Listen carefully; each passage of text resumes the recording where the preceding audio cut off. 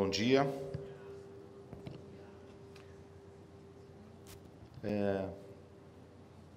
Queria agradecer a presença de todos. Hoje a gente vai ter a oportunidade de falar sobre um assunto extremamente simples, que é o acesso dos pacientes aos recursos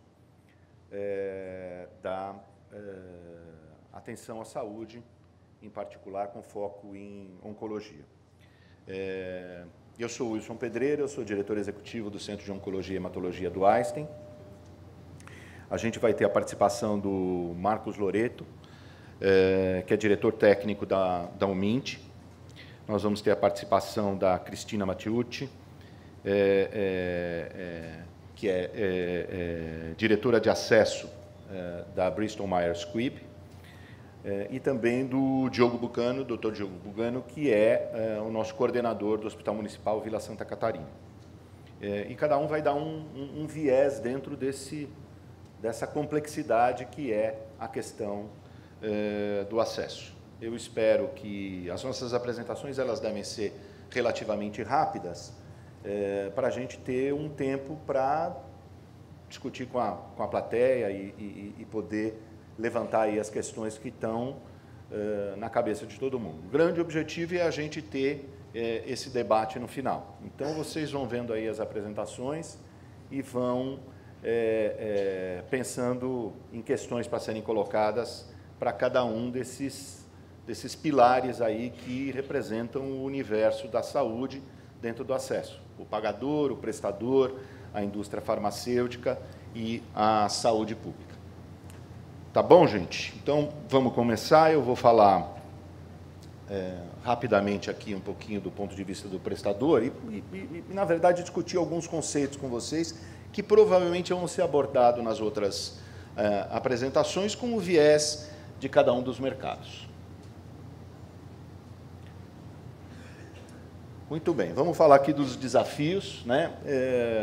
E por que a gente escolheu esse tema? Porque esse tema é bastante importante, né? O Einstein tem, vocês conhecem, tem uma atuação bastante destacada na saúde suplementar. Nós temos um hospital que tem uma atividade bastante grande, alguns números para a gente quantificar isso, é um hospital de 649 leitos,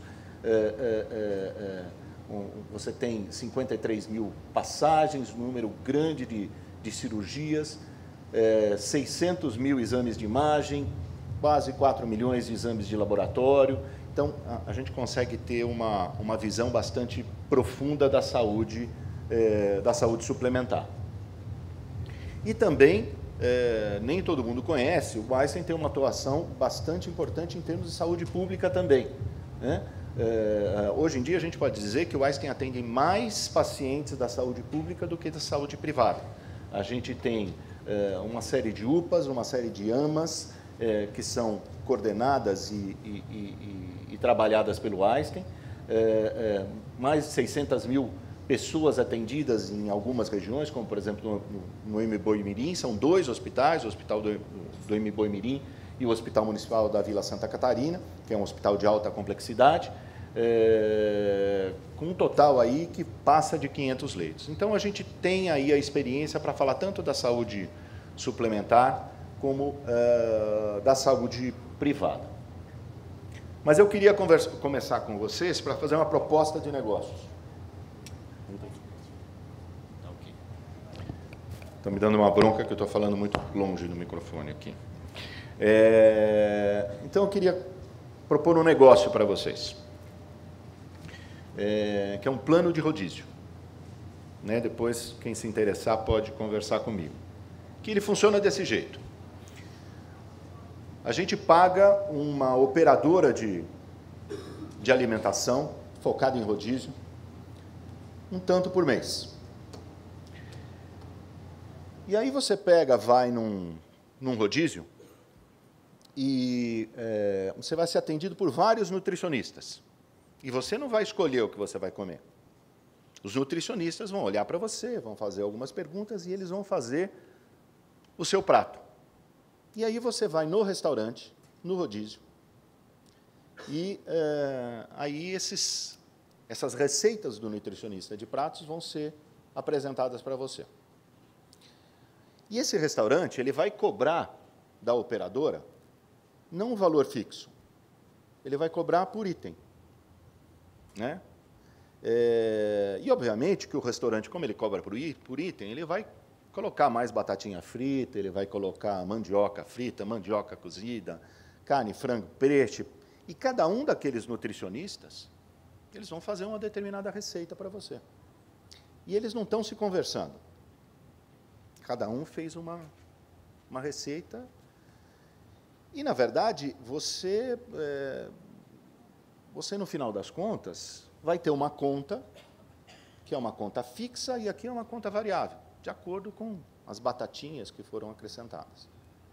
A tendência é que essa conta seja maior do que aquele valor que você tinha pago, que são vários nutricionistas que estão receitando aquela dieta para você, e aí esse custo volta para o plano de rodízio. Não está dando lucro. Aí o plano de rodízio, no mês seguinte, chega e fala assim, nós vamos ter que aumentar o quanto você está pagando, né? E vai lá no restaurante e fala, olha, isso aqui eu não vou pagar desse jeito, isso aqui eu não vou pagar desse outro jeito.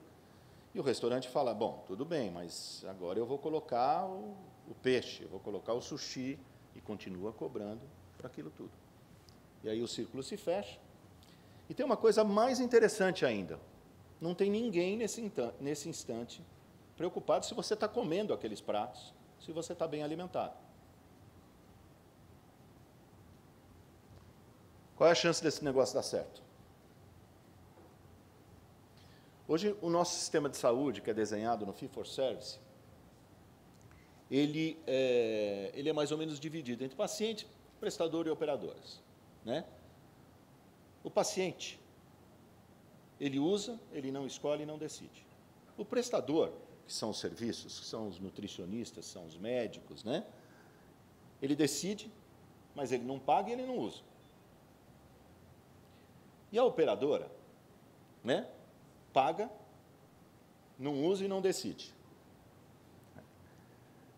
Então, esse é o problema da saúde hoje, em que você tem um estímulo perverso ao desperdício, um estímulo perverso até a incompetência e um círculo vicioso que faz com que os recursos não sejam usados adequadamente.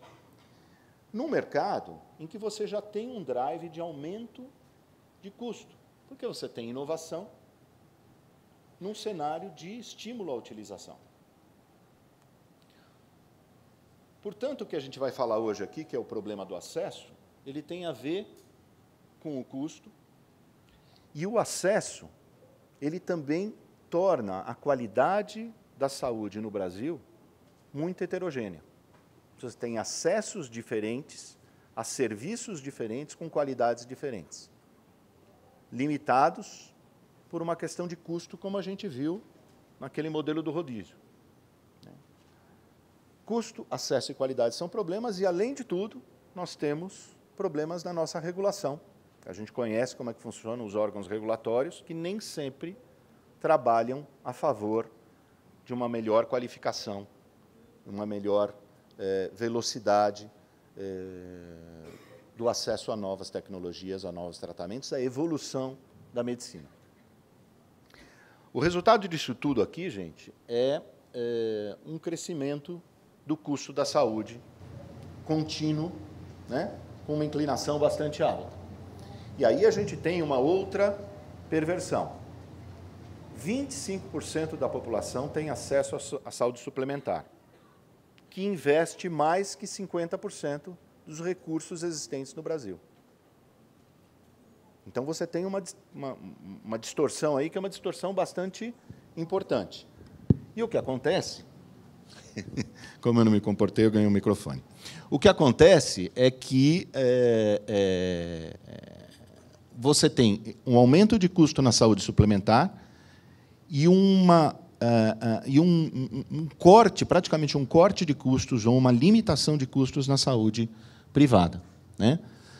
Isso não é o pior, né? O pior é que este cenário, que é um cenário muito preocupante, as projeções mostram que ele vai piorar. Esta inclinação de curva de crescimento de custos, ela tende a aumentar com as novas tecnologias, com os novos tratamentos e assim por diante. A ponto de se fazer uma previsão que, se nada fosse feito, a gente teria 25% do PIB consumido com saúdes, com gastos de saúde, daqui a alguns anos. Não é possível a gente viver com 25% do PIB consumido com saúde, principalmente se a gente for imaginar que tipo de qualidade que a gente está tendo com a saúde, né? Isso tudo se dá porque você tem uma boca de jacaré entre a inflação, o aumento de custo que repõe a nossa remuneração, com a inflação médica, né? Dá para a gente entender pelo desenho de modelo que a gente tem na saúde, né? A inflação médica bate acima de 19%, né? E a hora que a gente vê o ano passado, em que a inflação foi menor, a inflação médica foi 19,8%. Então, essa boca de jacaré ela vai aumentando, por isso que o PIB vai sendo consumido. Muito bem, vamos falar de oncologia, né? Lembra daquela inclinação da curva? Alguns anos atrás, 20% dos custos totais da atenção oncológica eram consumidos com o tratamento.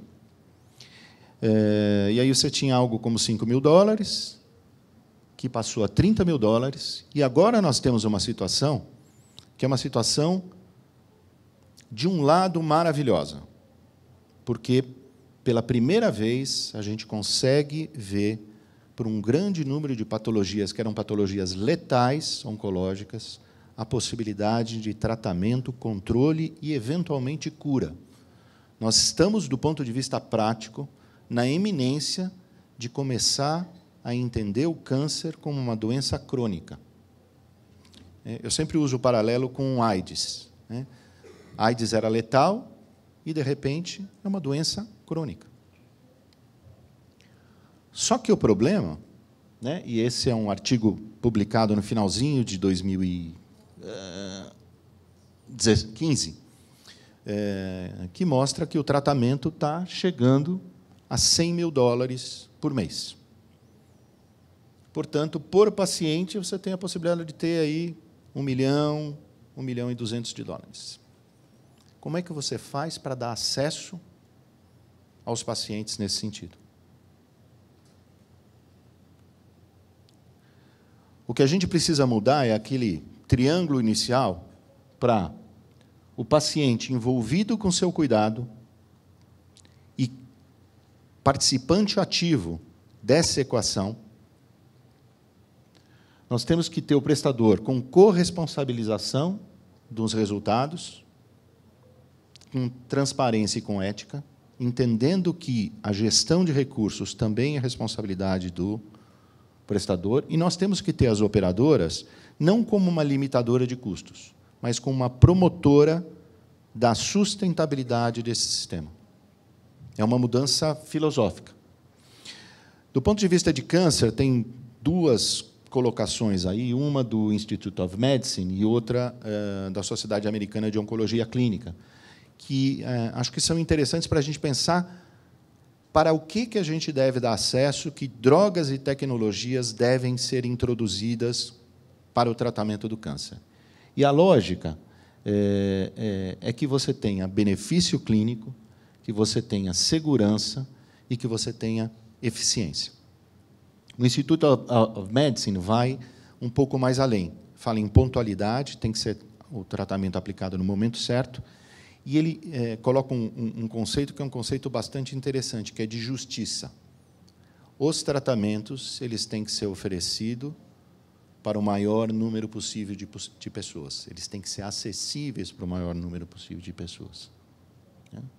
Portanto, você tem que ter o tratamento certo, com diagnóstico rápido e planejamento terapêutico, multidisciplinar, no momento certo, para o paciente certo, e aí a gente entra na personalização, né? Porque é um recurso muito caro, portanto, tem que ser para quem que realmente vai se beneficiar a um custo justo.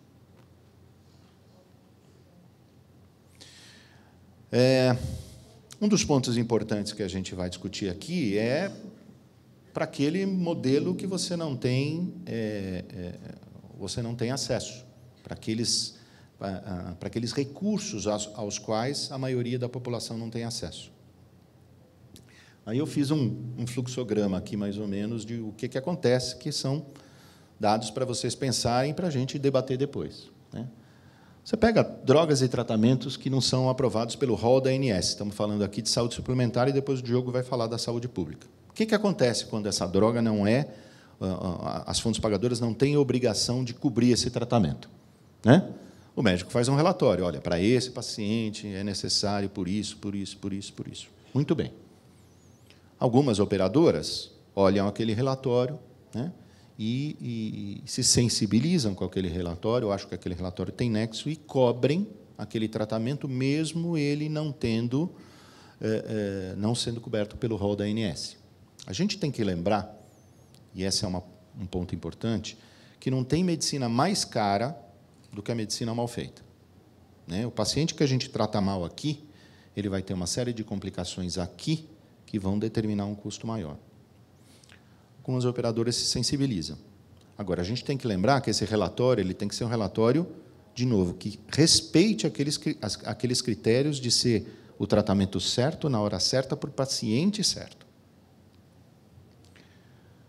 Muito bem, a operadora não cobre. Pode acontecer 3 coisas. O paciente não recebe o tratamento. Ou o paciente paga, aqueles que podem pagar. Ou você tem a judicialização. A judicialização hoje, né, isso está sendo discutido em alguns fóruns nossos aqui no TJCC, ela é uma indústria e ela faz parte do problema. Vejam bem, nós, como cidadãos, temos todo o direito de exigir acesso àquilo que nos é de direito, perfeitamente, né? Agora, a gente tem que lembrar que, a hora que você faz uma perversão desse modelo, a hora que você faz disso uma indústria, onde você tem advogados que vivem ao redor de serviços de saúde para promover a judicialização, você, de novo, está tendo uma dispersão de recursos. Você está fazendo judicialização, por exemplo, para próteses de coluna para jovens de 26 anos. E o juiz, muitas vezes, não tem a condição de fazer esse julgamento e acaba financiando esse modelo perverso. Em Goiânia, aquela pílula do câncer, um juiz obrigou um hospital a fornecer o tratamento. Então, a judicialização, por si só, ela é um direito, mas ela tem sido um problema dentro da saúde. Portanto, a gente tem que desfazer esse cenário aqui. Isso aqui é insustentável. Qual é a evolução? A evolução que a gente tem que ter é uma mudança do fee for service, isso aí é você pagar por procedimento, para você pagar pelo valor, pelo desfecho e pela qualidade. Você tem que fazer uma mudança do curativo para o preventivo. A gente investe muito pouco em prevenção. Você tem que ter, em vez de centralização, capilaridade. Você tem que ter a promoção do acesso da saúde para a população em toda a geografia. E você tem que mudar da saúde individual para a saúde populacional, lembrando que, mesmo na saúde populacional, você tem que ter a saúde personalizada, né? E esse é o encanto desse modelo. E você tem que promover a equidade de acesso, né? Nós não estamos falando em isonomia, nós estamos falando em equidade, de justiça, né? Na minha opinião, o único jeito disso acontecer é aqueles 3 pontos daquele triângulo montarem modelos concretos de parceria. É uma parceria entre o prestador, o pagador e o paciente, né? É uma parceria público-privada. Só modelos sustentáveis, com planejamento de longo prazo, em que realmente os elos dessa cadeia trabalhem juntos, vão permitir que a gente desfaça esse enrosco aqui. Essa é uma frase do Einstein que eu acho ótima, né? Ótima. A gente não pode resolver os problemas usando o mesmo tipo de novos problemas, usando o mesmo tipo de pensamentos que a gente tinha quando a gente criou esses problemas. A gente tem que pensar em coisas diferentes. A gente tem que ter ideias novas para atuar nesse modelo. Tá certo, gente? Então, uma série de mais dúvidas do que conclusões para a gente poder discutir um pouquinho. Eu queria agora chamar a Cristina Mattiucci, que é diretora de acesso da Bristol, e ela vai falar um pouquinho como é que funciona essa questão do acesso do ponto de vista da indústria farmacêutica.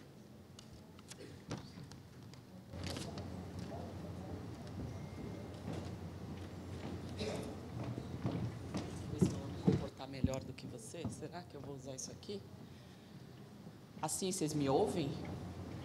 Não? Então eu vou de microfone também, que nem o Wilson. Bom dia a todos.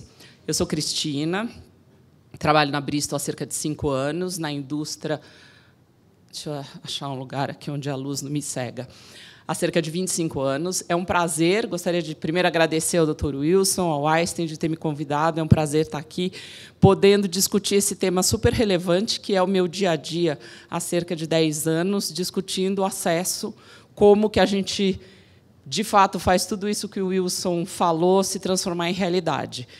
Eu optei por não trazer uma apresentação, seja da Bristol, seja da visão da Bristol em relação ao acesso, porque eu entendi que a discussão que a gente vai ter aqui vai ser muito mais rica do que slides corporativos que eu ia trazer. Inclusive, eu podia até ter usado os slides do Wilson, porque, de fato, eu acho que os 3 lados do triângulo, daquele esquema que ele mostrou, e eu só faço uma pequena modificação, é que, para nosso entendimento, a indústria farmacêutica, a Bristol, é um vértice desse triângulo, o prestador é o outro vértice do triângulo, e a operadora é o outro, o pagador é o outro vértice do triângulo. E o nosso paciente está ali no centro, que é ele, né, que, ao final das contas, vai ter acesso à melhor medicina, ao tratamento que ele precisa, ou não vai ter acesso. Mas, antes de entrar, então, nesse assunto, de fato, eu vou falar um pouquinho só da Bristol. A Bristol tem cerca de 75 anos no Brasil, e a Bristol, lá naquela época, até cerca de 2007, era uma indústria farmacêutica muito grande, com um portfólio de produtos muito grande, focada em doenças, como doenças cardiovasculares, tinha uma linha de produtos, de produtos sem prescrição. E, a partir de 2007, a Bristol resolveu sofrer uma transformação, e começar a focar em algumas linhas terapêuticas. E, depois de uma metamorfose dolorida, eu acho que a lagarta ela sofre para virar borboleta. Eu sou bióloga, então eu tenho uma alma de biólogo que, de vez em quando, faz umas analogias. Então, uma metamorfose doída e que transformou a Bristol no que ela é hoje, que é uma empresa de biotecnologia focada em algumas especialidades. E a oncologia é uma delas, é o nosso foco de pesquisa e desenvolvimento desde 2007. Então, claro, nós somos uma indústria, somos uma empresa privada que visa o lucro para remunerar os nossos investidores que acreditam na nossa pesquisa e para reinvestir esse lucro em pesquisa. E é com muito orgulho que a gente percorreu esses 75 anos de Brasil e mais de 100 anos de existência, podendo ver que a gente, desde aquela época, mas muito mais recentemente, por conta desse nosso portfólio, a gente muda a vida das pessoas. Então, o que a gente mais gosta de fazer, quando a gente tem um medicamento novo que está em pesquisa e que vai, dali a alguns anos, ser lançado, seja aqui no Brasil ou no resto do mundo, é entender qual é a jornada desse paciente, desde os sintomas até o seu tratamento ou a sua cura, ou quando esta cura não é possível e essa doença se transformou numa doença crônica. Então, a gente, de fato, quer entender a jornada do paciente para ver como nós podemos interferir nessa jornada do paciente para fazer com que a cura seja possível ou que essa vida em tratamento seja com qualidade. Então, para poder entender a jornada do paciente, e não somos só nós da área de acesso ou da área de demanda, que tem uma proximidade com os médicos e com os pacientes. A gente leva o paciente para dentro da Bristol para que ele possa nos dizer como é essa jornada, seja um paciente que é atendido pela rede pública ou um paciente que é atendido pela rede privada, porque a gente sabe que, infelizmente, essa diferença ou existe uma heterogeneidade muito grande, né? Seja porque o Brasil é muito grande, seja porque nós temos esses dois lados do serviço, o serviço público da saúde público ou o privado da saúde suplementar. Então, essa jornada do paciente, para nós, é muito interessante e nos traz muitos insights de fato, como a gente pode melhorar essa jornada. Nós tivemos, alguns anos atrás, porque estávamos preparando o lançamento do Nivolumab, com suas indicações para diversos cânceres, e nós trouxemos uma paciente de câncer de pulmão. Ela não estava em tratamento com o Nivolumab, em pesquisa, na época ele não tinha ainda indicação de pulmão, e nós trouxemos e foi realmente transformador. Não que os outros pacientes que a gente traz não nos tragam esses insights, mas foi muito transformador, e uma das frases que ela nos trouxe virou meio que um mantra nosso da companhia, até nós exportamos esse para a casa matriz, que é: o paciente não pode esperar. O paciente de câncer não pode esperar, né? Então, o paciente de qualquer outra patologia não pode esperar.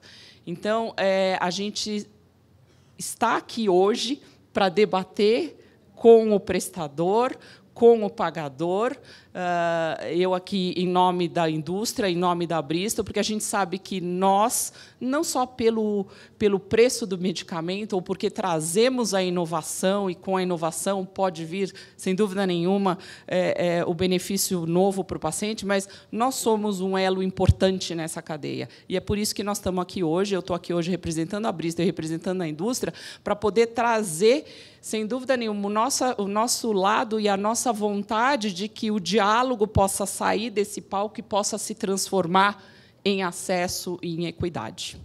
Acho que era isso que eu queria falar de começo. Vou deixar os meus colegas falarem e depois a gente vai debater. Muito obrigada.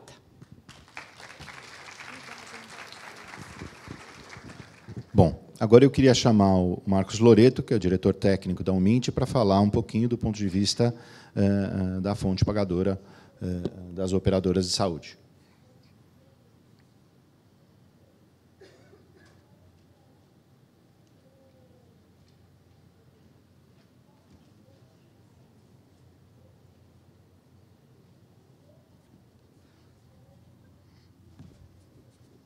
Bom dia a todos. Acho que é melhor, né? Bom dia a todos. Queria agradecer também o Wilson pelo convite, agradecer o Einstein. Eu trabalho na saúde suplementar já há mais de 15 anos, especificamente na Umint eu estou há 13 anos. Tá? Além de trabalhar com gestão, eu sou cirurgião de cabeça e pescoço, trabalho com oncologia cirúrgica, que tem um viés um pouco diferente, e eu venho representar aqui a saúde suplementar. Tá?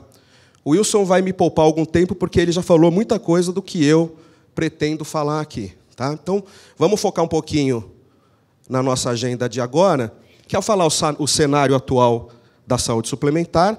Vou falar um pouquinho da oncologia na Umint hoje, como que a gente tem visto isso, os atores, que a gente já começou a discussão aqui, a visão de uma operadora de saúde sobre essa questão e o futuro dessas incorporações, que acho que é fundamental. Bom, então, o cenário atual, conforme o Wilson já falou, é um cenário tenebroso, né? A saúde suplementar está em crise. Se a gente olhar, hoje nós temos 47 milhões de beneficiários de plano de saúde. Essa é a dispersão de acordo com o tipo de contrato que ele tem. E a gente está tendo um momento de baixa muito grande. O ano passado, nós tivemos uma queda de 2,8%. Esse ano, nós já estamos ao redor de 0,4%, 0,5% de queda, o que impacta em redução de faturamento. Tá? Então, guardem que o nosso orçamento está cada vez menor. Primeiro ponto. Segundo ponto importante que a gente vem percebendo na saúde suplementar, o envelhecimento da população. Tá? Se a gente olhar, todas as faixas etárias, esse quadro vai mostrar melhor isso, as outras faixas etárias elas vêm diminuindo.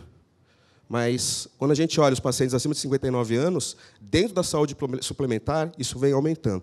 Vejam essa curva aqui, que vai retratar muito bem o que eu estou falando. Tá? Então, o envelhecimento populacional aumenta a incidência de doenças crônicas, e entre essas doenças crônicas, sem dúvida alguma, a oncologia acaba sendo um vértice importante desse aspecto.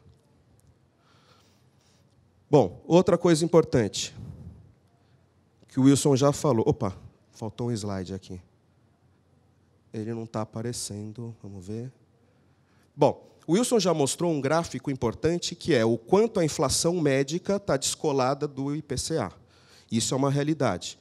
Ou seja, a gente vem gastando ano a ano cada vez mais, tá? E a gente vem, ano a ano, tendo um IPCA descolado desse gasto. Tá? Ou seja, o que eu consigo trazer de reajuste do ticket médio do plano de saúde não vem contemplando essa inflação médica, que é crescente. E essas despesas estão muito focadas com despesas de internação. Né? 60% do custo de uma operadora de saúde está distribuída em despesas de internação. Terapias 10%, consultas 10%, exames ali representados. E quando a gente fala em internação, isso aqui ainda é desatualizado, vai sair um estudo mais atualizado agora, mas o que impacta mais no aumento de custo das internações é materiais e medicamentos. Cada vez mais, a gente está gastando mais com materiais e medicamentos. E, sem dúvida alguma, aqui nós estamos falando de quem? Do quimioterápico. Não só do quimioterápico, mas novas opções de radioterapia, novas opções cirúrgicas. Né? Então, obviamente, que, dependendo da técnica cirúrgica que você utiliza, o gasto é maior ou menor. E tudo isso acaba impactando, sem dúvida alguma. Aqui é para mostrar para vocês quanto a Almint gastou em 2015, 2016, só com terapia oncológica. Eu não estou discutindo aqui o quanto eu gastei para diagnosticar a patologia oncológica. Eu estou discutindo aqui, basicamente, quanto eu gastei com oncologia, tá? Que dá 90 milhões em 2 anos. Se eu olhar isso em termos de sinistro, isso representa entre 4% e 5% do meu sinistro só com despesas de oncologia. Tá? E, se vocês olharem, o honorário médico ele está rechaçado pelas outras despesas. Sem dúvida alguma, eu gasto muito com internação, e aqui eu estou discutindo tanto internação clínica quanto internação cirúrgica, e estou gastando muito com quimioterapia. Tá? Aqui é só para vocês terem uma noção do custo médio e da mediana por CID nesses últimos 2 anos. Muitas vezes, quando eu vou montar o orçamento do ano subsequente, eu preciso me basear numa série histórica.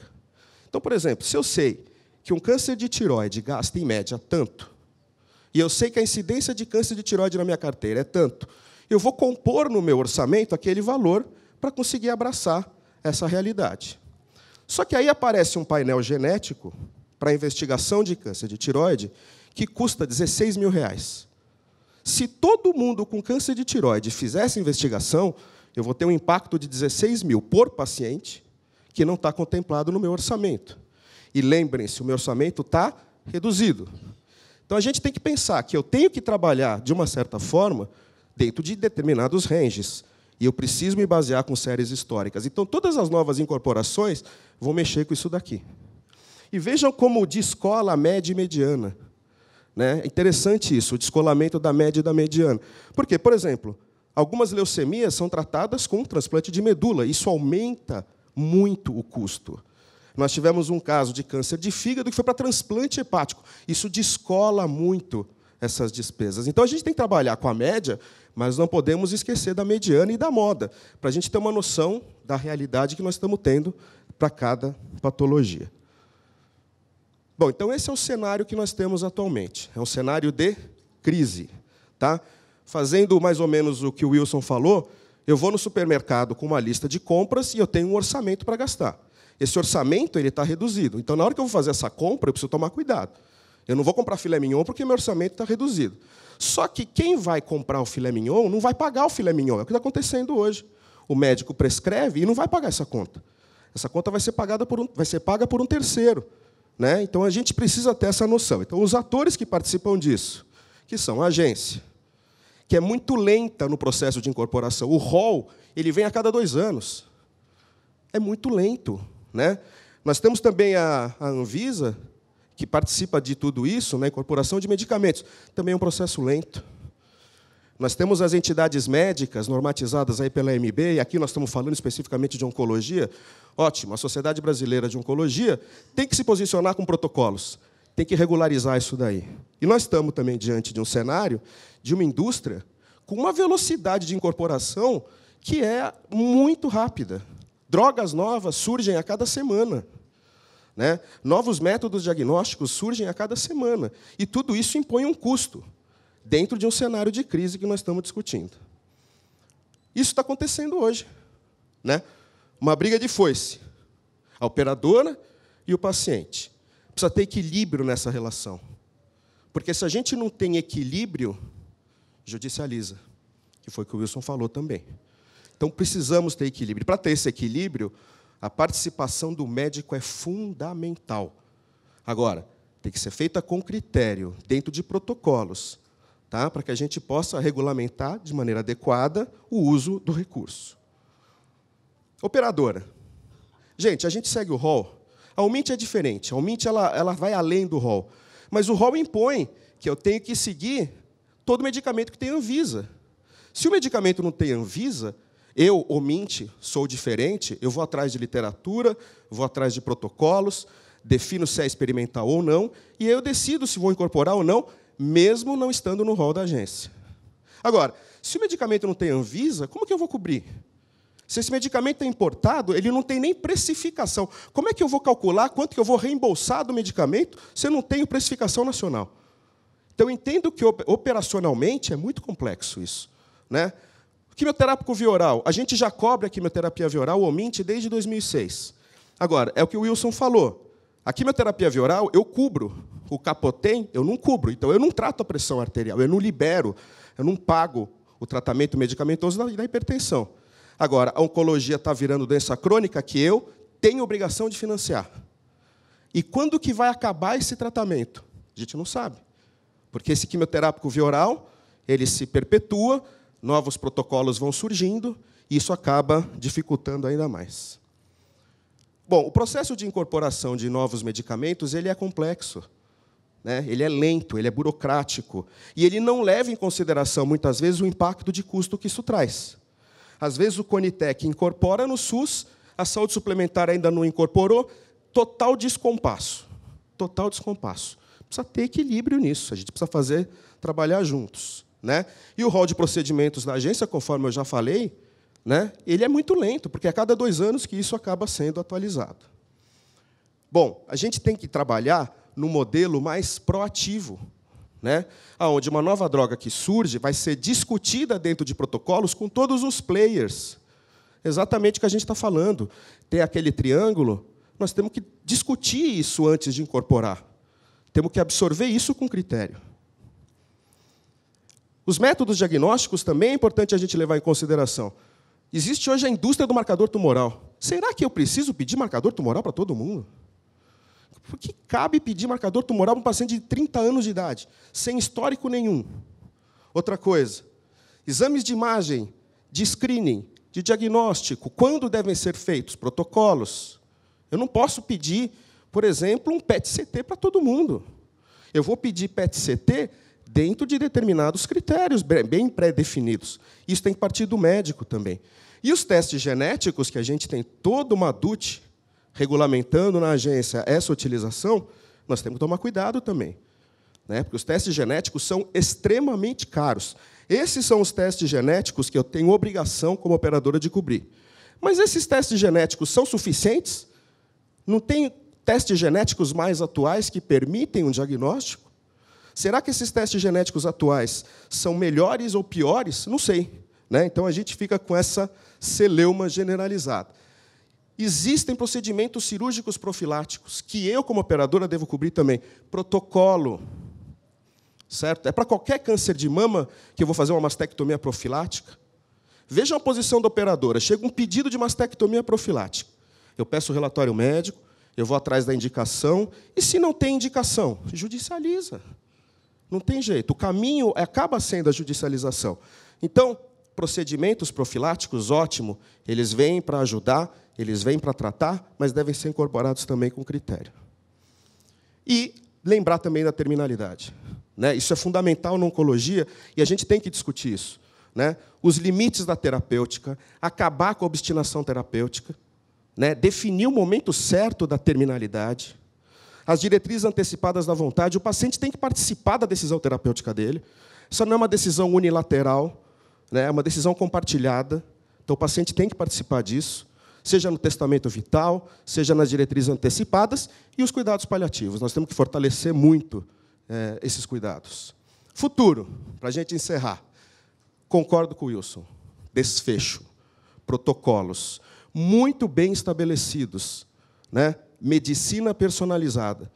Eu estive recentemente no Congresso Europeu da minha especialidade, cabeça e pescoço. Isso já é realidade, gente. Nós temos que estudar o paciente como um indivíduo que tem uma característica genética, um determinado perfil de sensibilidade, e a gente tem que trabalhar em cima disso, mas com critério. Eu não vou pedir teste genético para todo mundo. Eu vou pedir para aquele que tem um histórico familiar que seja compatível com aquela realidade. Isso é muito importante. Tá? Farmacogenômica é o futuro, concordo, mas está fora do rol. Os testes são altíssimos, o custo desses testes são exorbitantes. Se a gente vai lá no Medline, nós temos mais de 100 estudos por ano só discutindo farmacogenômica. Se eu falar de testes moleculares de sensibilidade, olha a quantidade de artigos que eu levantei, mais de 20 mil artigos em 5 anos. Né? E eu concordo, existem realmente testes genéticos para genes específicos. Por exemplo, ó, a gente tem a cobertura do nivolumab, que é o MIT-cobre, né, para o paciente que tem o gene específico, porque está bem definido isso. Né, o quanto é importante, naquele caso, o uso daquele medicamento. Agora, eu vou pedir teste genético para todo mundo? Não é bem assim. Né? Então, por exemplo, ó, exames de painel para teste de sensibilidade. É complicado. Estou dando exemplo da tireoide. O teste genético para câncer de tireoide custa R$16 mil. Quantos se beneficiam deste teste? Como é que eu incorporo um teste de painel? Eu vou pedir painel de tudo? Então, nós temos que tomar cuidado. Tá? E também ter os marcadores de maior ou pior prognóstico. Resumindo, temos que acabar com a Torre de Babel. E nós estamos aqui para isso. Tá? A gente tem que falar a mesma língua. A operadora, a indústria, o médico, o hospital e o paciente. Tá? A gente tem que entrar no entendimento, senão a gente não sobrevive. Ou seja, nós temos que trabalhar dessa forma. Tá? E acho que esse fórum é fantástico para a gente sentar e tentar trazer isso para a nossa realidade. Obrigado, gente.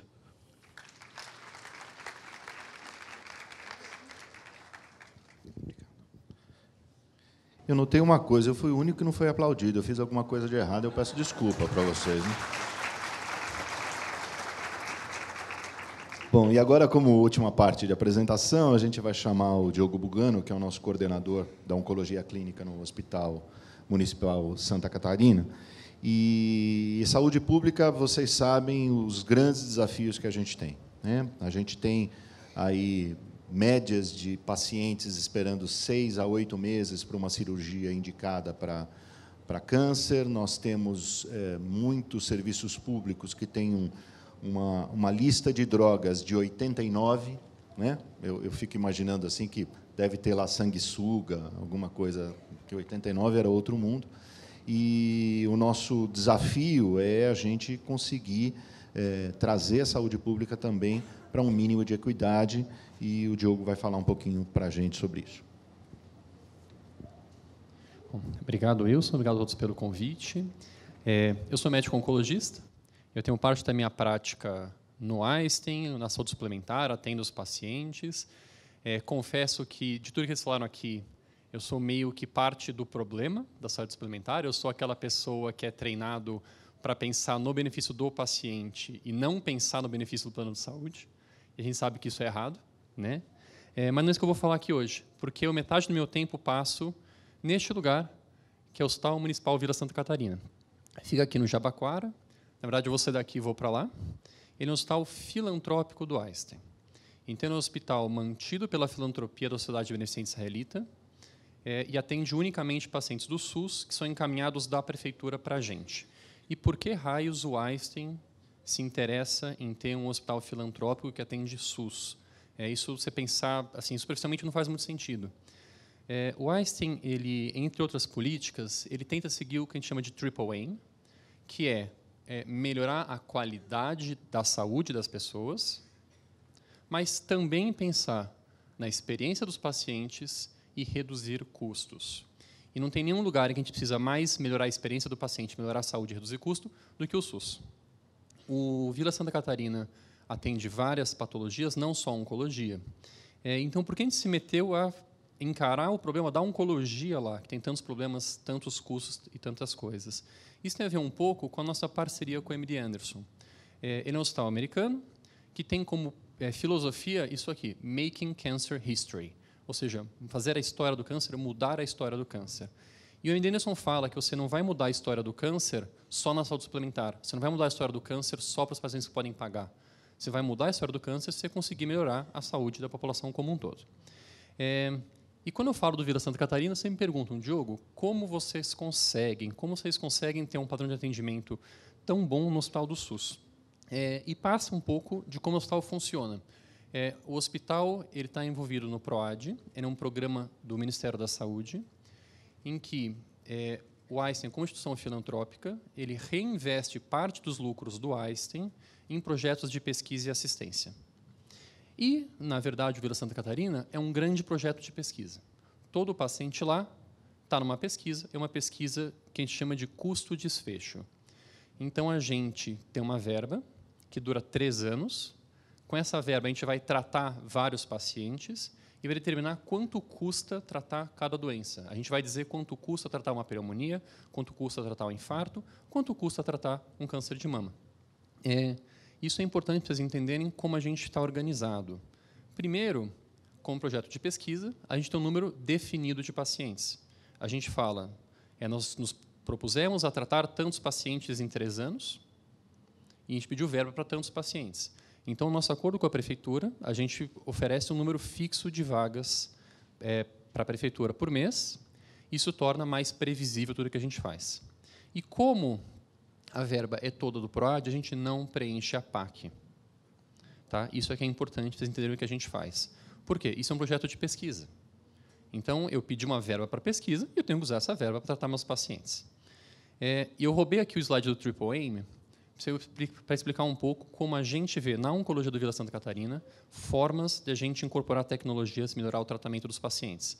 E são 3 braços aqui: usar tecnologia, ter criatividade e inovar, e defender a valorização profissional de quem trabalha no hospital. Tá? Sobre tecnologia. Falei para vocês que nós somos um grande projeto de pesquisa chamado custo-desfecho. Em cada passagem do paciente no hospital, a gente sabe quanto custou aquela passagem. Eu sei quanto custou a agulha do paciente. Eu sei quanto custou os 15 minutos que a enfermagem levou para colher exame de sangue daquele paciente. Esse aqui é um exemplo de um paciente que foi passando no hospital ao longo de vários meses e que é o custo de cada vez que o paciente pisou no hospital. Então, eu sei em detalhes quanto custou cada doença a cada paciente. Eu posso fazer coisas como isso. Esse aqui é um paciente com câncer de reto que fez quimio e radioterapia e depois foi operado. Eu sei que o tratamento inteiro desse paciente custou R$ 54 mil. Isso lá em 2015, quando a gente começou a trabalhar. Eu sei que desses 54 mil reais, 21 mil foi a radioterapia que ele fez e mais ou menos aí 16 mil foi a internação para a cirurgia que ele fez. Isso é um paciente individual. Quando eu olho todos os pacientes com câncer de reto, eu vejo que mais ou menos metade do custo foi a cirurgia. E é mais ou menos o que foi apresentado na palestra anterior minha, aqui nessa banca, de que metade do custo da saúde suplementar são as internações, são as cirurgias. Então, a gente está mais ou menos no mesmo perfil. E mais ou menos aí 25% foi a quimioterapia. E qual que é a força desse tipo de análise? Eu sei onde estão os gastos e eu posso fazer projetos para diminuir esses gastos. Isso que eu vou falar para vocês que a gente tem feito nos últimos 2 anos. Tá?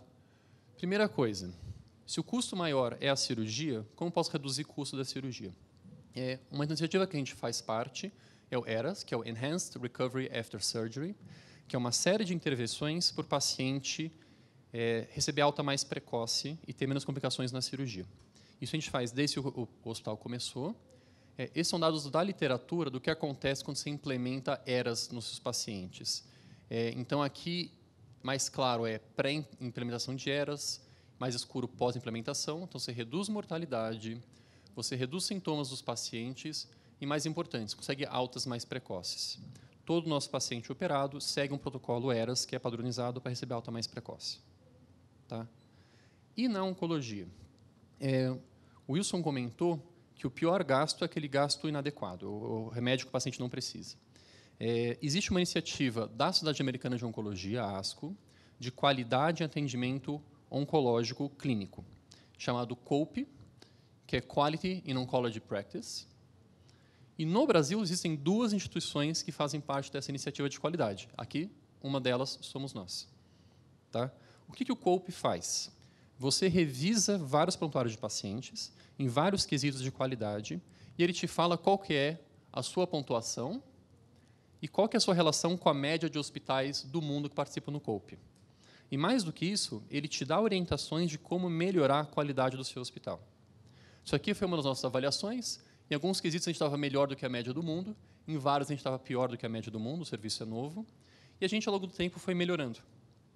Então, essa aqui é a pontuação COPE do mundo inteiro, e essa é a nossa ao longo dos últimos 1 ano e meio.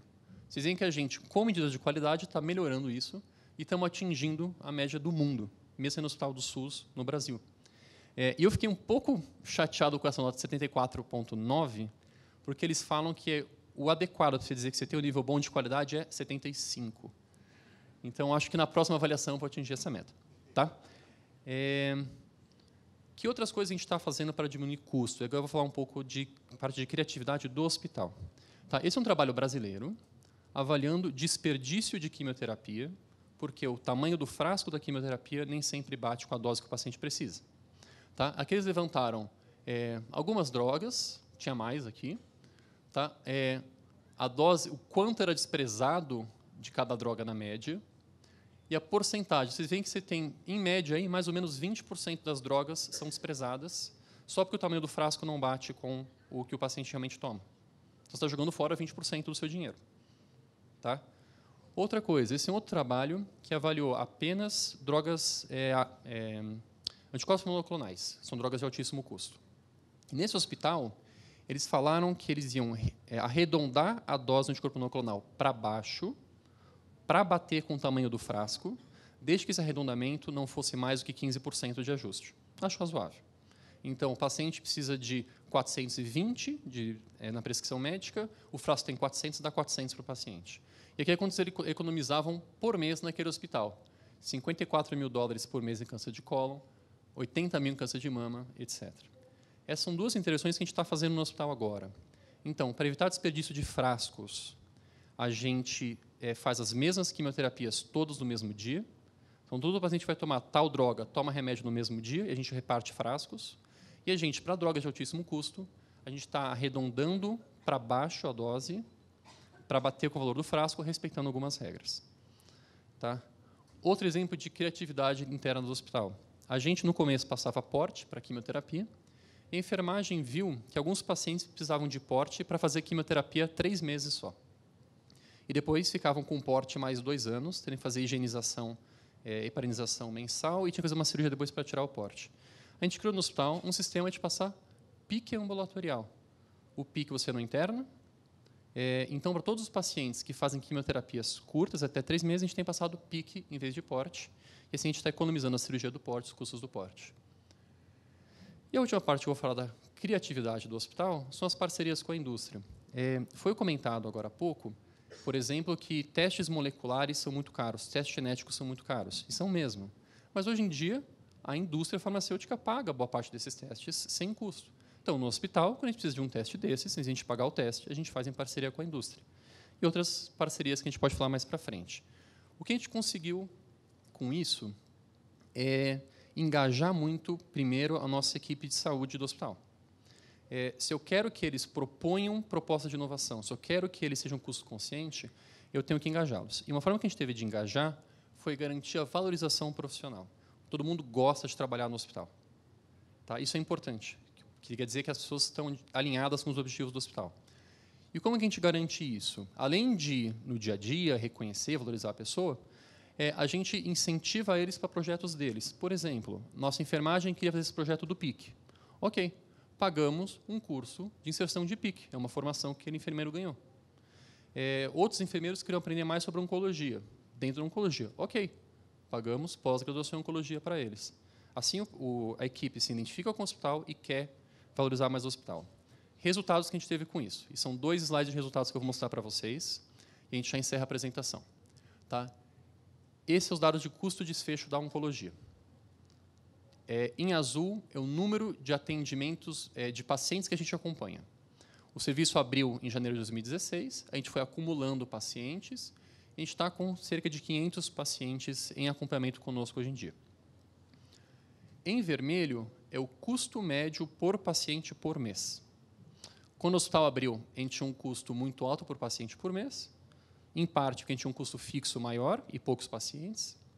Ao longo do tempo, esse custo por paciente por mês foi diminuindo. Por quê? Porque a gente foi fazendo essas intervenções todas para baixar o custo. E hoje em dia, se vocês forem ver, nós estamos aí com um custo mais ou menos de R$3.000 por paciente por mês. Por que eu consigo fazer isso? É um pouco o que o Wilson falou do fee for value, não fee for service. Então, eu não pago simplesmente, eu não vejo só o custo de comprar um remédio. Eu vejo o custo médio do hospital como um todo e consigo economizar de um lado e investir mais em outro. E o último slide de resultado é esse. Todo mundo é muito feliz de trabalhar no hospital.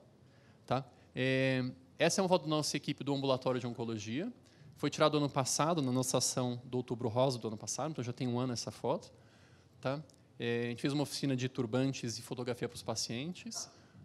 Maria, nossa enfermeira-chefe, o Jonathan, nosso mastologista, e esse aqui sou eu. Tá? Obrigado, a gente pode agora passar a bola para o Wilson de novo.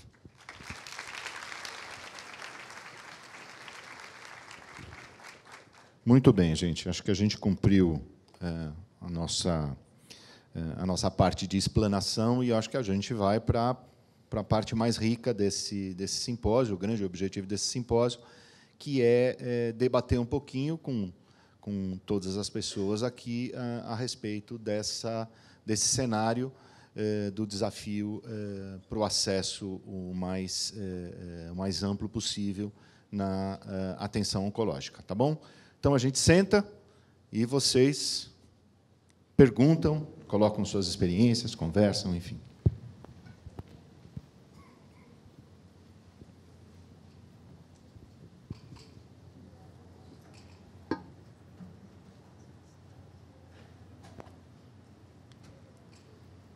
Bom dia, meu nome é Luciana, parabéns pelo simpósio. Eu tinha 2 perguntas, uma para o Marcos, da UMIT, e uma para o Diogo. Para o Marcos, assim, eu não sei exatamente a UMIT como funciona, eu acredito que seja uma rede que você trabalha por reembolso, não é um sistema fechado, uma rede própria, né? Médicos são livres. Como é que, então, é o diálogo, como é que vocês estão fazendo com esses prestadores, com os médicos, para que eles entendam a racionalidade de incorporação e concordem com isso, para, na hora de estar ali conversando com o paciente, eles darem essa conduta que foi incorporada previamente. Enfim, porque se o médico não está de acordo, vai dar problema, né? E aí, para o Diogo, primeiro, parabéns. Acho que é raro, a gente vê muita discussão sobre fee for value, mas vê pouco exemplo. E obrigada, foi fantástico. O que eu queria entender é assim, eu não sabia que era um projeto de pesquisa, o Santa Catarina. Muito legal, mas assim, para que cenários vão funcionar os resultados que vocês vão ter? Porque se grande parte do custo é MatMed, que tipo de incorporação vocês têm ali? Né? Porque assim, se isso vai servir para a saúde suplementar como um todo ou só para cenários onde você, enfim, escolhe medicamentos e não incorpora tudo. Então, só dá esse parâmetro, tá bom? Obrigada. Bom, conforme você mesmo colocou, a UMINT ela tem uma particularidade. Nós temos uma rede credenciada, onde o diálogo é muito mais fácil, muito mais tranquilo, muito mais fluido, mas eu tenho uma utilização muito grande em médicos não credenciados. Como a UMINT tem valores altos de reembolso, o paciente ele vai aonde ele bem entender e ele tem o reembolso do tratamento, dos honorários, etc. Com 13 anos de Omint, eu posso te dizer o seguinte: o diálogo era muito difícil no passado, era mais com rede e não tinha tanto diálogo com médico não credenciado. Mas nós vivemos uma realidade, eu como responsável técnico, eu preciso sentar com o RH da empresa que nos contrata para discutir custos. E o que eu tenho percebido é que o médico ele está mais sensível a essa discussão, né? Então, mesmo no médico não credenciado hoje, eu tomo a liberdade de pegar o telefone, a minha equipe faz isso, a gente entra em contato com o profissional e, de maneira muito ética, a gente discute os aspectos do tratamento. Tá? Se, infelizmente, esse diálogo não é adequado, eu tenho que lançar mão de juntas médicas, segundas opiniões e etc. Essa é a realidade que a gente vive hoje em dia. Nós estamos tendo excelentes resultados com essa sistemática, porque eu percebo que os médicos estão sensíveis a esse diálogo, né? E para dar força neste diálogo, eu tenho uma parceria com a Associação Médica Brasileira, eu, Omint, como instituição, e eu peço pareceres formais das sociedades de especialidade que me dão embasamento para essa conversa com o colega. Quer dizer, eu não vou conversar com o colega de temas fúteis, eu vou discutir precisamente aquele paciente, aquele protocolo dentro do que a sociedade de especialidade definiu para mim que seria o melhor, o ideal, baseado em evidências, etc. E a hora que eu venho com esse respaldo da própria sociedade de especialidade do profissional, eu percebo que ele me recebe melhor, ele entende melhor. E outra coisa que é muito frequente, o médico não sabe nada de custo, né? É muito interessante como o médico vai lá e prescreve alguma coisa e não tem a menor noção de quanto custa aquilo, né? No Congresso Brasileiro de Cabeça e Pescoço, que eu participei, a gente teve uma discussão de novas tecnologias. E aí, quando nós começamos a discutir quanto custa um bisturi específico, um hemostático específico, ninguém tem noção do preço. Quer dizer, ele vai com o carrinho do supermercado no centro cirúrgico, vai enchendo o carrinho de coisa, e, às vezes, ele nem usa. Sendo que, se o dinheiro fosse dele, ele estaria tendo todo o cuidado de colocar no carrinho aquilo que ele efetivamente vai usar, aquilo que realmente é importante. Então, conscientização médica é fundamental, e esse trabalho a gente está fazendo. E, quando ele se conscientiza, ele vira parceiro. A gente consegue trabalhar junto, sim. Tá? Respondendo a sua pergunta, então, essa é uma dúvida que uma pergunta que a gente sempre recebe, que é o que vai sair disso tudo? O que vai ficar disso tudo? Afinal, o Ministério da Saúde investiu em vocês para isso. Como todo projeto de pesquisa, o objetivo é gerar conhecimento. Tá? E você falou para a saúde suplementar, mas, na verdade, o conhecimento para o SUS também, que são pacientes do SUS. Então, a gente vê como dois resultados disso. Primeiro, é a informação para o Ministério de quanto custa cada coisa. Então, olha, você vai tratar uma pneumonia, o paciente, entre chegar no pronto-socorro, fazer exame, se internar, ficar 5 dias internado e receber alta, vai custar tanto. Isso pode ser usado para programação de políticas de saúde. Mesma coisa para oncologia. E o segundo benefício que tem disso é a replicação de alguns dos projetos que a gente faz dentro do hospital. Então, a gente fala, olha, Ministério, então, o mais caro no câncer coloretal é a cirurgia. Então, foquem em melhorar a qualidade e desfechos de cirurgia. Como? Temos um exemplo do projeto ERAS. Então, relatar para o Ministério quanto custa as coisas e relatar experiências que a gente experimentou dentro do hospital para reduzir custos, algumas funcionando, algumas não. Tá? E como que a gente relata isso? Eventos como esse, conversando com todo mundo, e publicações científicas, que é o que a gente está fazendo aos poucos. Deixa eu só complementar isso, né? Esse projeto do Santa Catarina, em particular em oncologia, ele é bastante ambicioso, né? E a lógica foi uma... Bom, vocês veem as notícias, né? Hoje em dia a gente vê o equilíbrio político quase que diariamente. Naquele instante a gente tinha um cenário que é o cenário do Ministério da Saúde com a Prefeitura de São Paulo permitiu que a gente fizesse um acordo e transformasse o projeto, um projeto municipal, de um hospital municipal, com um projeto do Ministério de Saúde. E a ambição desse projeto é justamente a gente mostrar como nós conseguimos fazer com uma prática baseada em evidência, com ótimo desfecho, com ótimo resultado, a provavelmente um custo menor do que o custo que está sendo praticado hoje para se entregar, e vocês sabem que qualidade que a gente entrega na saúde pública. Então, essa é a grande ambição, que a gente consiga aplicar e replicar para a saúde pública oncológica do Brasil esse modelo que está sendo desenvolvido no Vila Santa Catarina.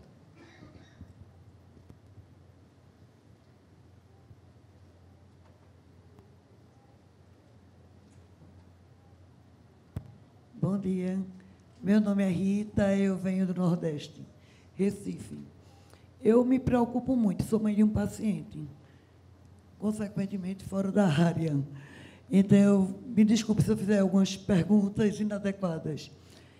Me preocupo, lógico, com o resultado do tratamento de meu filho. Ele toma Glivec há 10 anos. De repente, meu plano de saúde quis me dar o genérico. Só que ele tem uma LLA com cromossomo Filadélfia. E eu fiquei com muito medo, né? Por como é que eu vou sair de uma medicação que já tem uma história, né, de anos de uso, para um genérico que eu tentei pesquisar, inclusive ligando para laboratório, para ver resultados do uso do genérico numa LLA com cromossomo Filadélfia. E aí a minha pergunta é, né, qual é a garantia da qualidade do tratamento, né, nessa diminuição de alguns custos?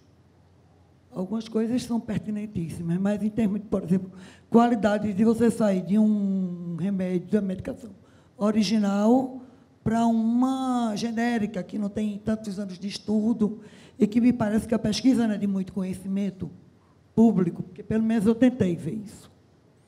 Eu vou fazer uma ampliação do nosso debate aqui, e como essa é uma pergunta técnica, se a nossa mesa permitir, eu queria pedir para o doutor Nelson Rameschlack, que é o nosso coordenador de toda a parte de oncohematologia do Einstein, falar um pouquinho da opinião dele nesse tema, e depois, quem quiser complementar, complementa um pouquinho. Bom, obrigado, Wilson, aí, pela oportunidade. Eu acho que essa questão é uma questão muito importante, né? A verdade é que é natural que todas as medicações, elas, em algum momento, ela perde a patente, né? Então, uma medicação, está aqui a colega da Bristol que pode falar isso de uma forma mais, talvez até mais, com maior propriedade do que eu. Quer dizer, passado um limite de tempo, há uma perda da patente do laboratório. Então, o laboratório deixa de ser protegido, né, como aquele que foi o inovador e que trouxe aquele novo medicamento. Então, por exemplo, aqui, a Bristol, que trouxe esse checkpoint inibidor, né, inibidor para câncer, provavelmente daqui a X anos, né, acho que são 10 anos, né, depois de 10 anos, eles não vão ter mais a primazia de ter esse remédio exclusivamente como um remédio de marca Bristol. Nos Estados Unidos, isso é muito comum. Quer dizer, hoje em dia você não vai, raramente você, principalmente em remédios que perderam a patente, você solicita o remédio por marca, você solicita o remédio pelo princípio ativo da medicação, na farmácia e assim por diante, né? Existem alguns países que quebraram patentes de remédios. Por exemplo, a Índia ela é campeã na quebra de patentes, né? Há discussões se o medicamento da Índia é tão bom ou não é tão bom quanto o medicamento de outros países, mas existem várias indústrias na Índia que são fiscalizadas pelo FDA, porque elas, inclusive, fornecem medicamentos para os próprios Estados Unidos. Então, essa discussão era uma discussão muito grande. Teoricamente, o medicamento genérico, ele é tão bom quanto o medicamento original. Segundo lugar, particularmente com relação ao Glivec, existe um estudo feito na Universidade de Campinas, na Unicamp, pela doutora Kátia Pagano, que comparou os genéricos com o original, e ela não encontrou diferença no atendimento do paciente. Obviamente, ela não teve a capacidade de analisar a bioequivalência. Bioequivalência é é uma atribuição do governo de estudar a bioequivalência, não do pesquisador. Mas o pesquisador, utilizando vários desses medicamentos, ele não encontrou diferença. Não sei se eu te respondi, mas essa é a resposta técnica da sua questão.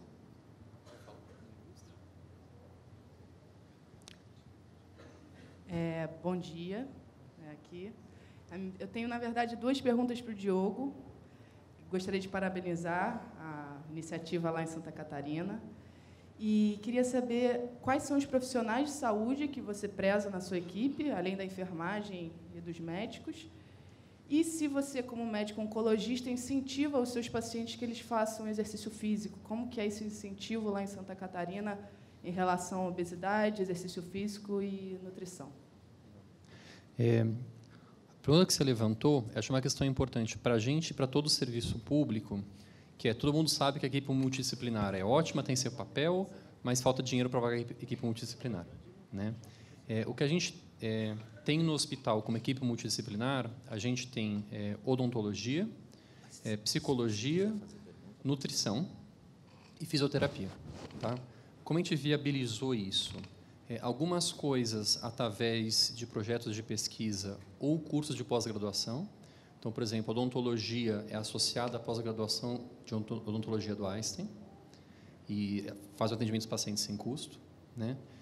A fisioterapia, a gente teve que otimizar o tempo do fisioterapeuta, que é contratado para atender no andar, para ter um tempo livre para atender no ambulatório, né? E a psicologia também. Fora isso, a gente, com essa ideia de envolver as pessoas no hospital, a gente incentiva trabalhos voluntários dentro do hospital. Então, por exemplo, a gente tem um grupo de cuidados paliativos voluntário. Então, são enfermeiros, médicos, psicólogos, fisioterapeutas que fazem atendimento de pacientes com alto volume de sintomas, com alguma dúvida de fim de vida, alguma questão de terminalidade, dentro do horário de trabalho, mas isso sem estar dentro das atribuições. Sobre a parte de atividade física, a gente tem sempre a limitação que todo mundo tem no SUS, que é a falta de disponibilidade de estrutura de atividade física na periferia, né? Você fala, vai caminhar, o paciente vai caminhar e é assaltado. Você fala, vai nadar, não tem piscina, né? Isso a gente ainda não conseguiu implementar. A gente tem um projeto de um estudo um TCC de um grupo, de uma faculdade de educação física, para fazer um atendimento orientando atividade física para mulheres com câncer de mama. Tá? Isso eles já fizeram um estudo piloto, mostrou que a mulher de câncer de mama, em quimioterapia, ela ganha peso, a gente sabe disso, e no projeto piloto deles, quem fazia uma atividade física orientada não ganhava tanto peso, né? Então, está caminhando, espero que no ano que vem eu poder apresentar esses dados para vocês também.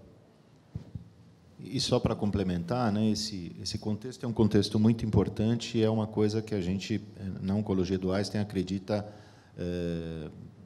piamente, que é a necessidade de você ter uma abordagem multidisciplinar na oncologia. Não existe tratamento adequado oncológico sem uma abordagem multidisciplinar, né? E a motivação, ela pode ser, você pode escolher 2 motivações. A primeira é que o desfecho é muito melhor com a abordagem multidisciplinar. O desfecho é melhor com a atividade física, o desfecho é melhor com medicina integrativa, o desfecho é melhor com nutrologia e nutrição, o desfecho é melhor com psicologia e assim por diante. O outro ponto é um ponto que eu vou escolher um pedacinho, que é cuidados paliativos, que é pouco ainda implementado em termos gerais e, além de melhorar o desfecho, está comprovado que diminui o custo do tratamento oncológico. Então, veja só, né? Veja como aquele modelo do rodízio ele está errado, né? A gente sabe que cuidados paliativos diminui o custo, a gente sabe que prevenção e diagnóstico precoce diminui muito o custo e a gente não investe o quanto deveria nessas áreas. Então, esse ponto seu é um ponto muito importante. Deixa eu tomar a liberdade de acrescentar mais um item. A medicina integrativa também traz humanização. Então, quando a gente fala em custo, nós temos que tomar cuidado. Principalmente na visão da operadora, porque o outro lado entende que a operadora está negando para abreviar custo, né? Então, a gente tem que tomar cuidado. A gente tem que focar muito também o quanto essa terapia multidisciplinar ela é importante para a humanização do atendimento, acima de tudo. Nós temos um projeto grande dentro da Umint de trabalhar com a medicina integrativa, né? O protocolo ERAS, existe uma adaptação do protocolo ERAS na Europa, que trabalha muito com a medicina integrativa como forma de você abreviar tempo de internação do paciente cirúrgico, e os resultados na Europa são fantásticos. Não só em termos de custo, mas principalmente com a questão da humanização, que é muito forte lá, e que a gente perdeu um pouco aqui no Brasil. A gente trabalha muito com o modelo americanizado, né, um modelo que é custo, custo, custo, custo, custo, calma. Custo é importante, mas humanização também é importante. Bom dia a todos. Meu nome é Ricardo Salles, eu sou cirurgião torácico do Centro Oncológico do Hospital Albert Einstein, mas também sou conveniado da Umint, palestrante, às vezes, da Bristol. Então, estou muito à vontade com os colegas e quero parabenizá-los pela excelência da apresentação de cada um. Eu queria fazer um comentário, uma pergunta específica para o Marcos Loreto, com relação à prevenção. No Einstein, também com recurso do PROAD, entre 2012 e 2014, a gente conduziu um estudo grande na área de prevenção de câncer de pulmão, onde recrutamos cerca de 1.000 pessoas, e dali foram diagnosticados de forma precoce 13 indivíduos com câncer de pulmão, dos quais 12 foram operados. Para o público, a realidade do câncer de pulmão é bem diferente. São 30 mil novos casos de câncer de pulmão no ano no Brasil, desses, menos de 10% que são cirúrgicos, basicamente, menos de 3 mil pacientes. Então, a realidade do câncer de pulmão, tal como do câncer de cabeça e pescoço, ela é uma realidade assoladora, né? Mais de 90% dos pacientes são diagnosticados com doença avançada. E aí vem o comentário e a pergunta para o Marcos Loreto, representando aqui a Umint, como que as operadoras e a operadora específica vê a questão da prevenção, tanto a prevenção primária no combate ao tabagismo, quanto a prevenção secundária no estímulo a programas de detecção precoce, se já existem planos de programas estruturados de prevenção dentro da operadora e como vai essa discussão dentro da própria ANS. Mais uma vez, parabéns pelas apresentações. A gente já tem um núcleo de medicina preventiva dentro da operadora, estou falando da Umint. E a agência ela tem se preocupado em ranquear a operadora também por atividades de medicina preventiva. Tá? Hoje, a gente tem um foco muito grande dentro da área de medicina preventiva com as doenças crônicas. Nós estamos começando a trabalhar com a oncologia. E aí, dentro da oncologia, vai ser fundamental a gente sentar com os especialistas justamente para a gente identificar qual que seria o programa ideal para que a gente pudesse fazer essas campanhas. O que a gente percebe, infelizmente, é que há um desperdício muito grande de recurso, algumas vezes, e exames são solicitados de maneira desnecessária, quer dizer, isso acaba prejudicando, às vezes, uma operadora pensar em incorporar campanhas de prevenção. Porque daí você fala o seguinte, bom, então eu vou fazer tomografia em todo mundo de tórax? Ou eu vou fazer tomografia dentro de um determinado protocolo? Isso que é importante. É a gente definir essa medicina personalizada e quais são os pacientes que realmente se beneficiam de fazer uma intervenção precoce, de fazer um exame precoce, mas dentro de determinados critérios. Infelizmente, a gente vê colegas que pedem tomografia de corpo inteiro, num paciente jovem, sem antecedente nenhum. Até que ponto isso é benéfico para o sistema e para o paciente?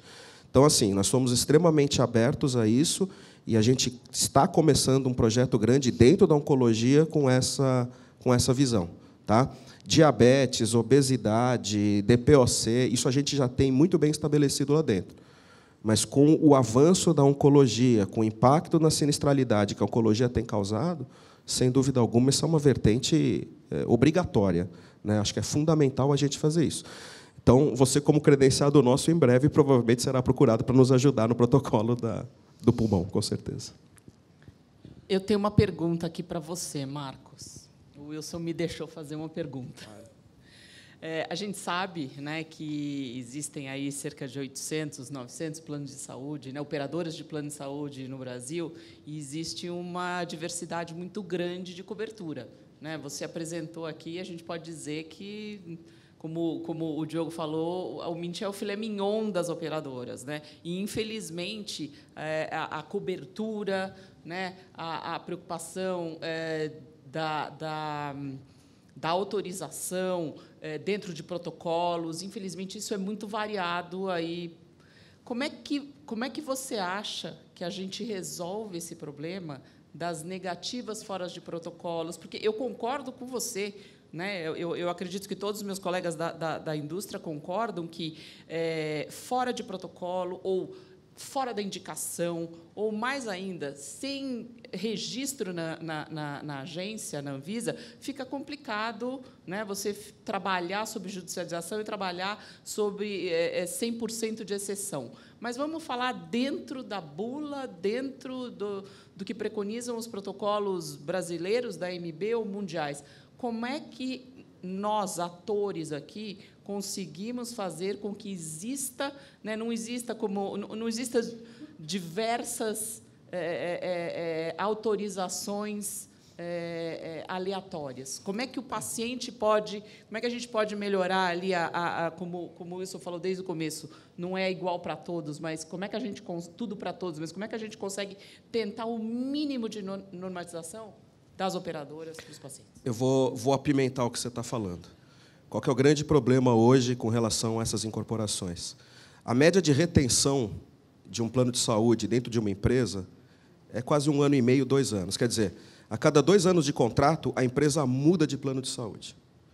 Como é que uma empresa vai investir em prevenção e alto custo se depois ela não vai ter o benefício deste investimento? Esse é o primeiro problema. Tá?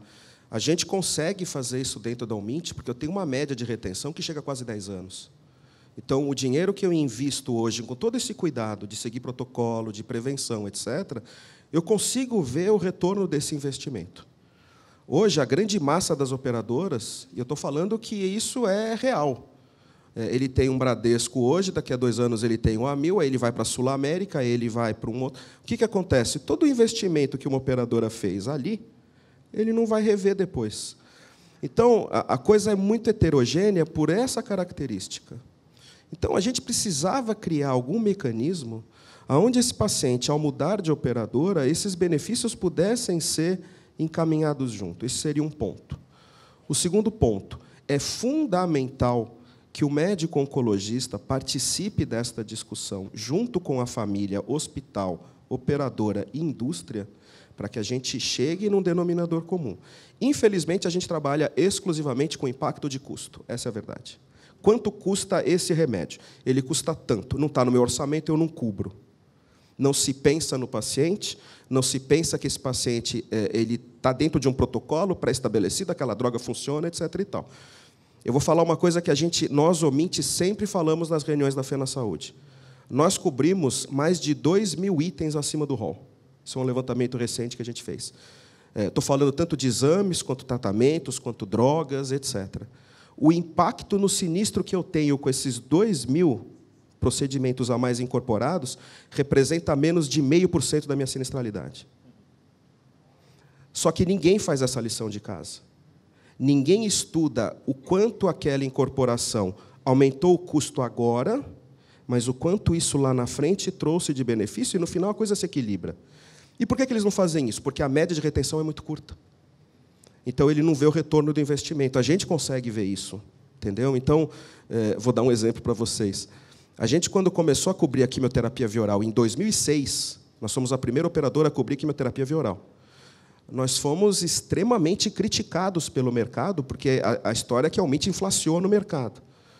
Nós fizemos um estudo enorme dentro de casa, estudamos o quanto custava a incorporação, o quanto isso trazia de benefício, obviamente dentro de protocolos, muito bem definidos. A gente sentou com os oncologistas, discutiu abertamente esse assunto, vimos a percepção do oncologista, em termos de abreviação de custos lá na frente, incorporamos. Depois, a agência, em 2014, exigiu que todo mundo cobrisse, a gente já estava cobrindo isso e nunca vimos impacto algum dessa incorporação. Tá? Então, falta um pouco das operadoras essa lição de casa, não ficar focando só no quanto custa, mas tem o pepino do tempo médio de permanência no plano. E aí tem esse financiamento que depois se perde, porque você não vai ter o retorno disso lá na frente. Tá?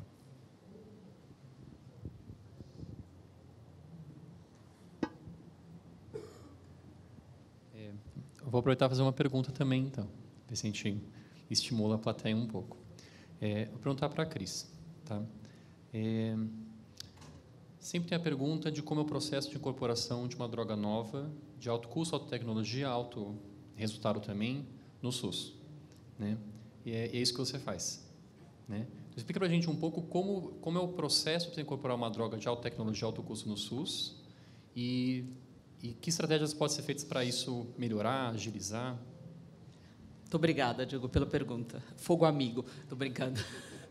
Eu acho uma pergunta super importante até para a plateia, né? Porque é o dia a dia de muitos nós que estamos aqui dentro dessa sala, mas não é o dia a dia, talvez, da grande maioria aqui. O processo de incorporação ele é parte do processo, né, da disponibilização do medicamento.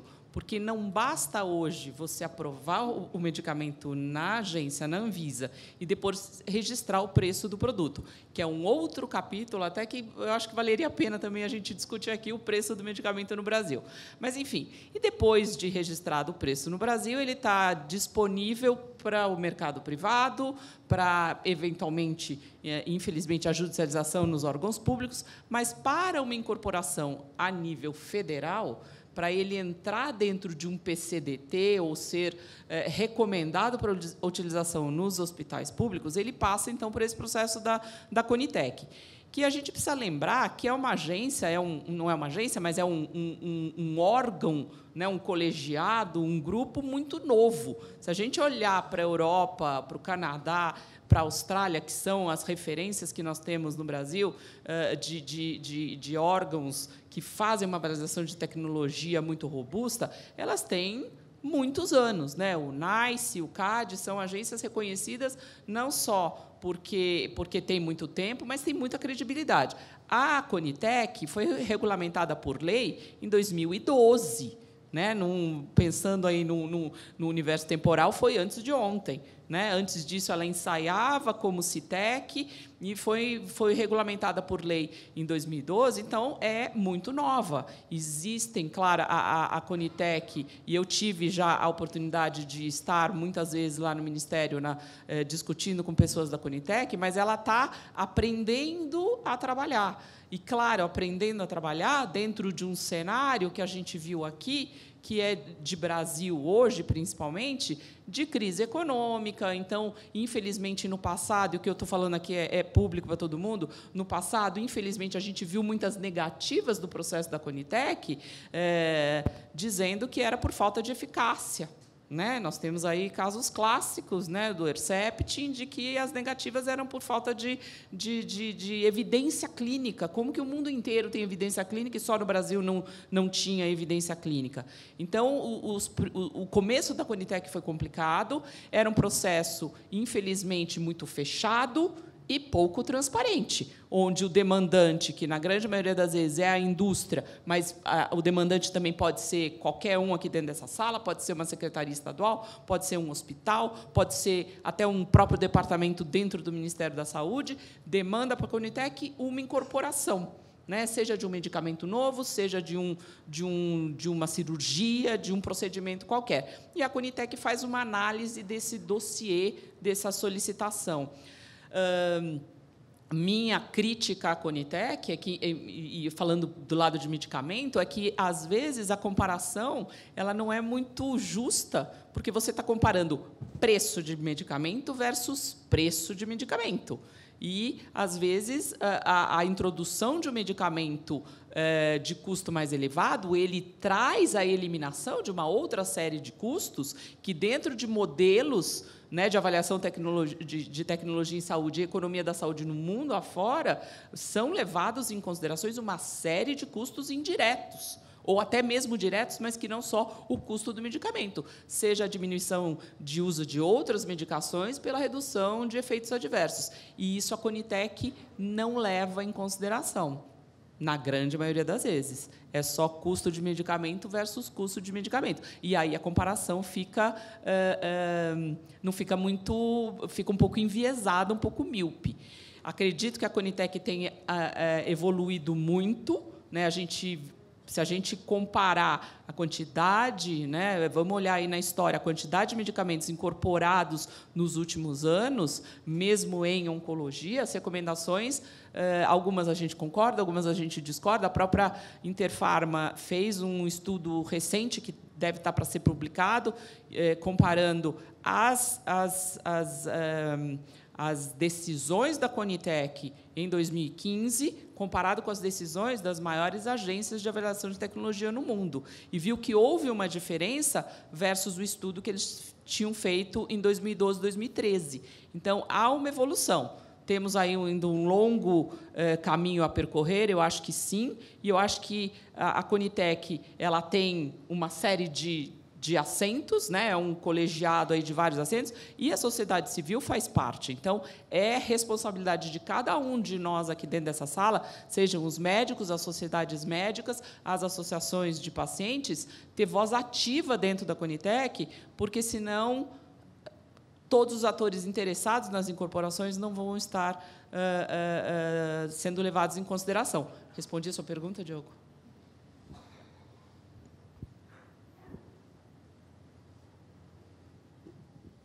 Deixa eu aproveitar essa pergunta. Estudos de farmacoeconomia e custo-efetividade são levados em considerações nessas incorporações? São?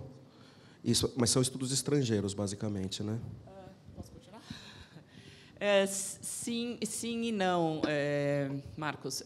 O dossiê tem que conter dados de preferência, os estudos de custo-efetividade ou de custo-minimização, não importa qual é o modelo de farmacoeconomia que você apresenta, ele precisa ser populado com dados locais, né? Isso é uma das coisas que a gente discute muito com a agência. Claro que você faz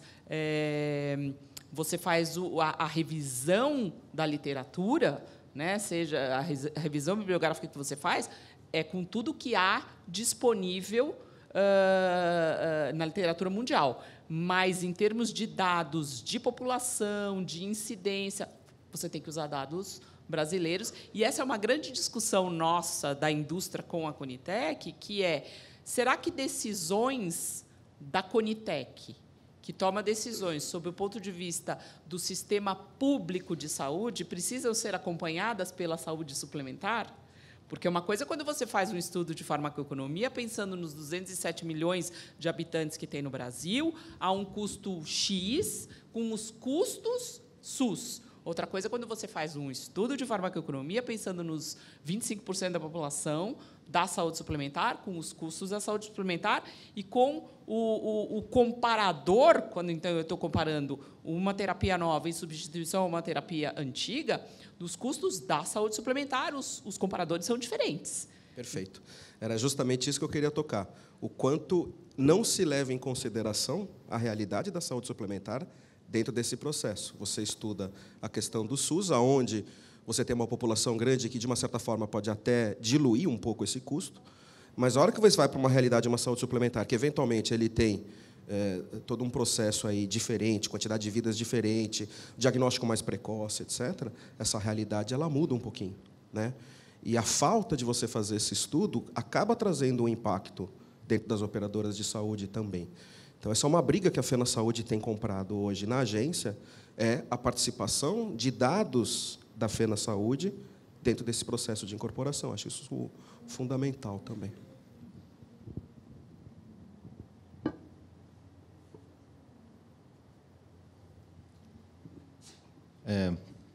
Bom, gente, então, eu queria terminar fazendo uma pergunta aqui para todos. E esse evento do TJCC ele é muito rico, porque ele tem uma participação que é uma participação muito ampla de todos os atores dentro do interesse da saúde, que somos todos nós, né? Eu queria fazer uma pergunta para vocês. Quem é que já, numa consulta médica, pediu para o médico pedir um exame? Tá.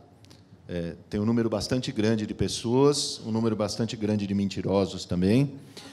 E eu fiz essa pergunta porque o acesso é diretamente proporcional a uma gestão adequada de recursos.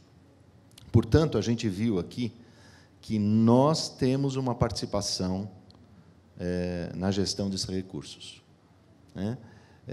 Nós temos que ser aquele paciente que é corresponsável pela nossa saúde e corresponsável pelo sistema de saúde. Obviamente que nós precisamos participar da mudança do modelo de saúde, nós precisamos cortar o desperdício e, usando um número americano, que deve ser um número semelhante ao que a gente tem, aqui no Brasil, se considera que 30% dos gastos com saúde americana são desperdício, né? O Loreto falou bastante em protocolos, e em oncologia tem um estudo da Texas Oncology que mostra que, com a introdução de protocolos para 75% dos pacientes, porque nem todos se adaptam a protocolos, você tem 25% de diminuição de custo. Então, vamos fazer essa conta de desperdício mais a diminuição de custo e vamos chegar num número aqui de 40% de recursos que estão sendo desperdiçados. Numa conta simples e simplória, você poderia aumentar o acesso em 40%, só por esses dois movimentos, né? Então, a gente tem que trabalhar em modelos que são modelos sustentáveis, corte de desperdício, foco no desfecho, né? A gente tem que ter o custo-benefício, o Diogo mostrou dados que vão ser mais eloquentes com o futuro, mas o desfecho é importante, é o dinheiro bem empregado, e nós temos que funcionar em modelos de parceria em que todos são responsáveis pela sustentação do mercado. Hoje nós estamos numa situação que é uma situação em que o paciente, muitas vezes, fica sem acesso, os prestadores estão com problemas financeiros, as fontes pagadoras estão com problemas financeiros, e o Nelson comentou aí que, de repente, começa a surgir aí drogas na Índia, drogas na China, e você tem o risco, talvez, para a boa prática do desenvolvimento de drogas e indústrias farmacêuticas. Em outras palavras, né, nós estamos chegando num cenário que é um cenário em que todos estão perdendo. E o único jeito de a gente sair disso é todos trabalharem para a sustentabilidade do mercado, e usando, de novo, aquele termo que eu usei, para que a gente tenha equidade na possibilidade de acesso aos recursos da saúde. Tá bom? Queria agradecer a presença de todos, agradecer a participação de todo mundo, agradecer a ajuda dos nossos palestrantes aqui, e sugerir que todos nós utilizemos o que foi discutido hoje, porque informação é poder, para nós sermos atores na mudança desse modelo de mercado. Obrigado.